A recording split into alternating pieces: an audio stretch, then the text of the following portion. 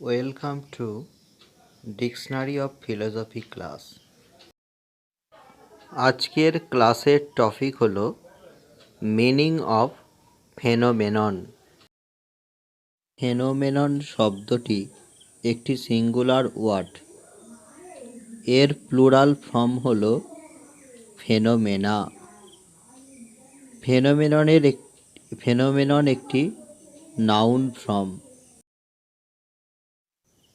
Phenomenon শব্দটির synonyms হলো occurrence, fact, sensation, miracle, circumstance, appearance. এই সমগ্র বিশ্ব জগতের প্রত্যক্ষযোগ্য এবং নিয়ত পরিবর্তনশীল যে বাহ্য রূপ, তাই হলো ফেনোমেনন বা অবভাস। দার্শনিকের লক্ষ্য হল জগৎ ও জীবন সম্পর্কে সত্য জ্ঞান লাভ করা। সত্যকে জানতে হলে জ্ঞাত বিষয়ের বাহ্যরূপ ও অন্তরূপের মধ্যে পার্থক্য নির্ণয় করতে হয়। দার্শনিকেরা বস্তুর দুটি রূপের উল্লেখ করেছেন, এক বাহ্যরূপ ও দুই বস্তুসত্তা বা বস্তুর স্বরূপ। ইন্দ্রিয় প্রত্যক্ষযোগ্য ও পরিবর্তনশীল যে রূপ, তা হল অবভাস বা অ্যাপিয়ারেন্স বা ফেনোমেনন। শুধু দার্শনিকেরা নয়, সাধারণ মানুষও অবভাসিক রূপ ও বস্তুসত্তার মধ্যে পার্থক্য নিরূপণ করেছেন। ব্যবহারিক জীবনে অনেক দৃষ্টান্তে তার প্রমাণ পাওয়া যায়।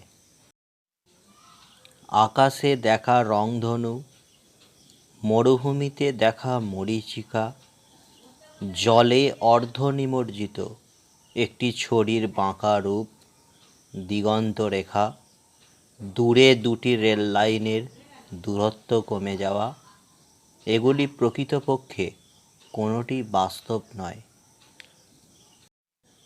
তবুও আমরা এগুলি বাস্তবে দেখছি। এই দৃষ্টান্তগুলো প্রমাণ করে যে আমরা বস্তুর আসল রূপ প্রত্যক্ষ করতে পারি না। আসলে আমরা যা প্রত্যক্ষ করি তা হলো বস্তুর প্রতিরূপ বা অবভাস। দার্শনিকদের মত হলো ইন্দ্রিয় প্রত্যক্ষ বা অভিজ্ঞতা দিয়ে আমরা যা প্রত্যক্ষ করছি তা বস্তুর আসল রূপ নয়, তা বস্তুর অবভাস। এই যুক্তিতে সমগ্র জগৎ ফেনোমেনন ছাড়া আর কিছুই নয়। পৃথিবীর গতি, সূর্যের সূর্যোদয়, সূর্যাস্ত, মাধ্যাকর্ষণ শক্তি, সমস্ত কিছুই হলো ফেনোমেনন। ফেনোমেনন শব্দটি দর্শনে ব্যবহার প্রসিদ্ধ করে তোলেন জার্মান দার্শনিক ইমানুয়েল কান্ট। ফেনোমেনন শব্দটি তিনি নিউমেনন শব্দের বিপরীতে ব্যবহার করেন।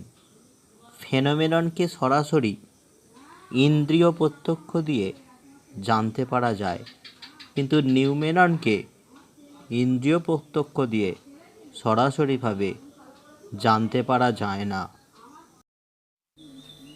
কান্ট এই দার্শনিক আলোচনার ক্ষেত্রে লাইবনিজের দ্বারা গভীরভাবে প্রভাবিত হয়েছিলেন। কান্টের পূর্বে ফেনোমেনন ও নিউমেননের উল্লেখ পাওয়া যায় প্রাচীন গ্রিক পাইরোনিস্ট দার্শনিক সেক্টাস এম্পিরিকাসের দর্শনে। ভারতীয় দর্শনের দিকে আলোকপাত করলে দেখা যায় বেদান্ত দর্শনের আলোকে সমগ্র বিশ্ব জগৎ ফেনোমেননে পরিণত হয়েছে। অব্যক্ত পরম ব্রহ্মের ব্যক্ত রূপ হলো এই জগৎ।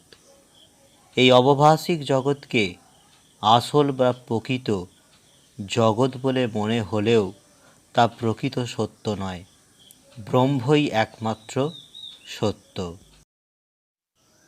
ব্রহ্মজ্ঞান হলে জগৎ মিথ্যায় পরিণত হয়ে যায় বলে এই মিথ্যা পরিদৃশ্যমান পরিবর্তনশীল জগৎই হল ফেনোমেনন।